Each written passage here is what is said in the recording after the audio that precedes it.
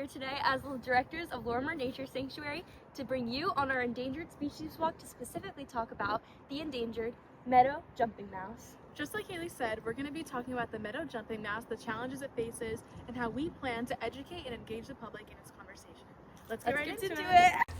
Alright guys, so let's start our walk. So while we're out here, we'll look at all the beautiful scenery and nature, but our main objective for the day is to kind of figure out what the meadow jumping mouse is and why it's endangered. So what do you guys know about it? I don't really know anything. I'm here to learn about the meadow jumping mouse, so what is it? Yeah, I don't really go outside that much. Who is the meadow jumping mouse? And why does he want to jump?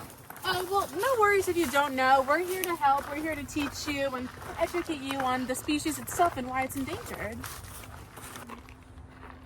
Well, what does it even look like? Well, it's a pretty small rodent and it's about 120 to 280 millimeters in length, with its tail covering over half its body length.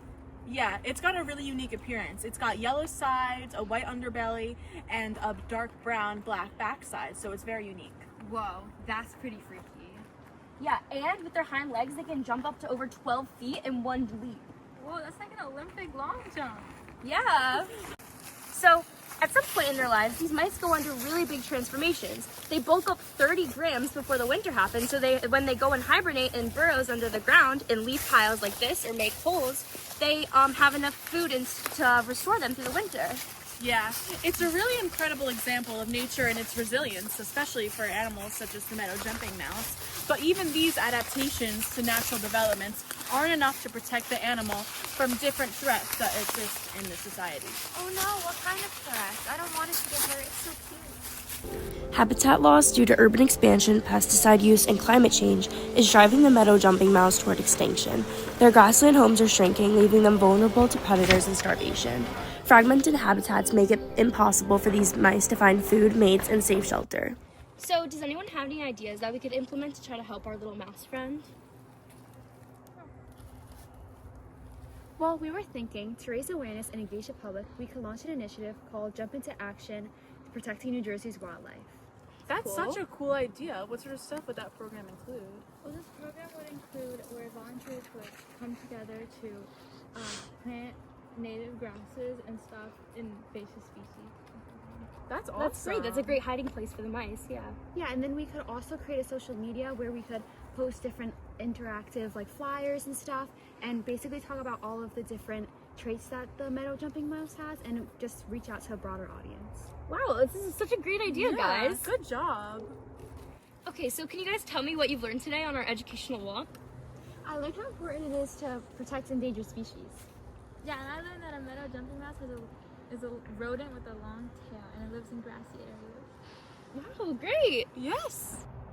Thank you for joining us today to talk about the meadow jumping mouse. First off, can you tell us what makes an animal considered endangered? Sure. For an animal to be considered endangered, it needs to be in threat of extinction throughout most of or all of its range. For New Jersey, we have a couple of different species, actually several, that are in threat of extinction or endangered. Amazing. Well, not amazing, but informative. Can you explain how the environment impacts an animal and its status in terms of endangerment? What are some factors that influence the meadow jumping mouse's endangered status? For most species, you can have a lot of different environmental factors that might go into making it endangered. For a lot of different species, that might be habitat loss. The way that our roads are cut and our suburbs are formed end up dividing a lot of different areas of habitat. So that might mean cutting forests in half, creating roads and damaging meadows and damaging streams and riparian zones. So habitat loss, certainly addition of cars and extra humans in places can lead to a decrease of environmental quality. Water quality, air quality, and all of these things can impact a species. For mice and small rodents around here specifically, large tracts of meadow or big areas of forest can be really important for them, and they usually rely on having a lot of different seeds and plants. So the more diversity of plants we have, the better chance that those rodents are going to have to survive. And a lot of predators too make it a little bit more difficult. By working together, we can protect the meadow jumping mouse and ensure that future generations can marvel at this unique and cute species.